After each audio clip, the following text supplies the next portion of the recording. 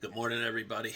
It's a new year, and a lot of people, make resolutions. A lot of people want to change habits. A lot of people want to change addictions when they start a new year. And it's important when you have addictions to pick a date that's going to be it for whatever your addiction is. That's going to be the last time I go gambling. It's the last time I use heroin. It's the last time I take a sip of alcohol. So you have to pick a date to get started.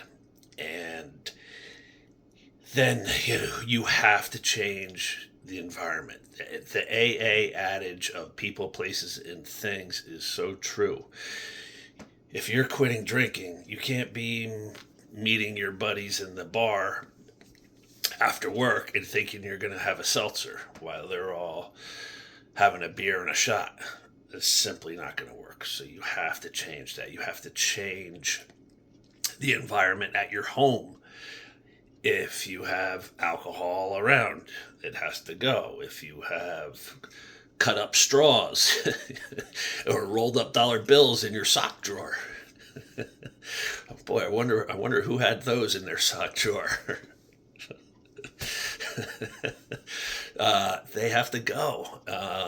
You can't have the reminders of your addiction lying around. If you're a gambler, you can't have brochures from the casinos lying around, or you can't have dice or cards lying around.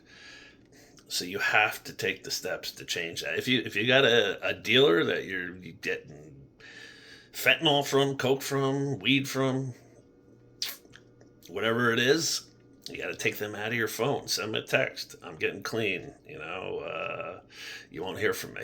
Please respect that. Most of us have a good relationship with our dealers, and they'll understand. Um, I'm trying to stop ums, and I just did a. I have to be more cognizant of that when I'm speaking. I just did a. So those you have to take those steps, and then you have to realize what your triggers are. We all get triggered. If you're still getting triggered, if your trigger for your addiction is something from your childhood, and it's 20, 30, 40 years later, you gotta address that. You have to go see a therapist, for crying out loud. What are you doing? What are you doing with your life that you're. And this is coming from me, who speaks from knowledge that I carried my childhood issues into my 40s and completely self destructed. And I just saw my brother, his life get snuffed out from him carrying his childhood issues into his 60s and refusing to address it. And it just ate away at him. So if you got something that recurs in your mind from your childhood over and over and over and over, and it triggers you into an addictive behavior, it's time. It is time to address that. So you set a date, you change people, places, and things. People will get it. My buddies get it. When I got out of prison, I ran into a buddy, and I brought up cocaine use, and he's like, "Yeah, we've already had a talk amongst us." He goes, "If you try to go back, we're gonna come take you hostage and take you away somewhere." He goes, "It's already been discussed." It's like, really? He's like, "Oh yeah, yeah." He goes, "So forget about it." I was like, "Huh." So you got to get people that are on board with you. You have to. That's why AA works, because you need a support network of people who will support your behavior. Damn, did another. I'll be support network with my coaching program when I get that up and running in the next couple months. You need people that are on board with you, that believe in you. And some of you may need drugs, which I hate to even say, but some of you may need drugs to get off of the drugs you're on. You know, if you've got a fentanyl addiction, OxyContin addiction, heroin addiction, I'm a firm believer. Like, you got yourself into this mess, you got to go through the pain and feel that pain of withdrawal to to make yourself not ever want to go back to that.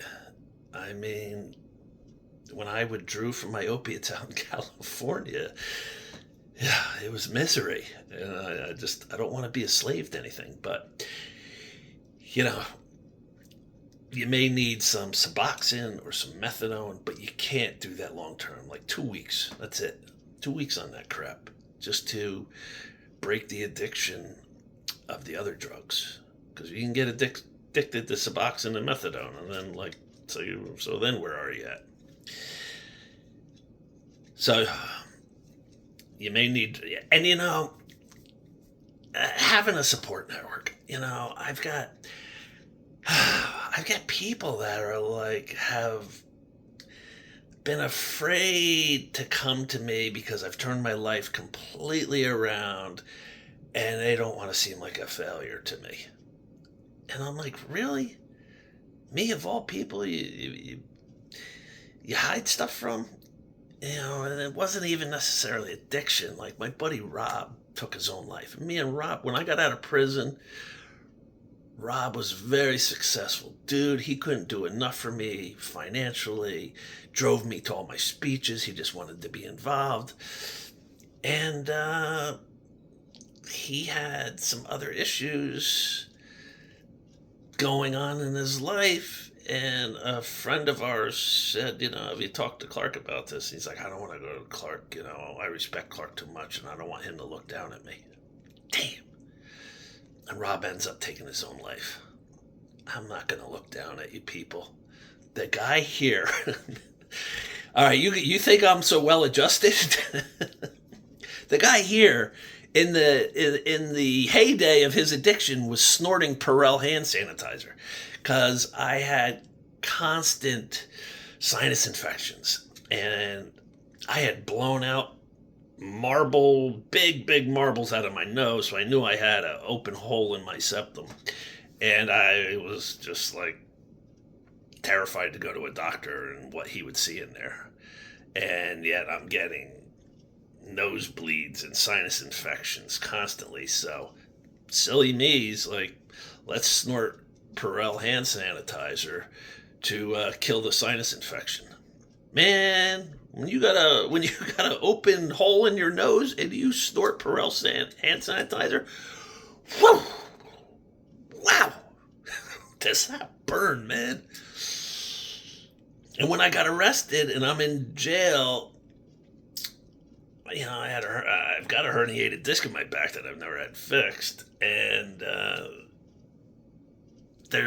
as I'm not using drugs anymore to mask all my pain, my back is killing me sleeping on that metal cot. So they would give me a little cup of Biofreeze. Have any of you ever used Biofreeze? It probably works good on your back. But this guy here in jail was snorting it. Yep. I was snorting Biofreeze. I'm like, hand sanitizer, Biofreeze, let's give it a little rock and roll. And the guys in jail were just like aghast at me. So, drugs make you do stupid things and you don't think clearly. So, don't be afraid to come to me. I just shared that I was snorting Biofreeze and Perel. So let's go. If you've got shopping addiction, food addiction, gambling addiction, drug addiction, alcohol addiction, it's time. Life doesn't have to be this hard. Living life on life's terms is so much better when you're sober and clear-headed and you don't have addictions driving your behavior. So figure out what your triggers are. You have to get alternative activities when those triggers hit. That's why exercise, exercise, exercise. Triggers hit, start doing burpees until that trigger's gone. Start working out till that trigger's gone. Go for a long walk, repeating a mantra till that trigger's gone. Go practice meditation. Go. You have to get something. You have to get alternative habits in place to replace the destructive habits. Let's go. Let's be healthy in this new year. No more self-destructing. No more addictions. Peace.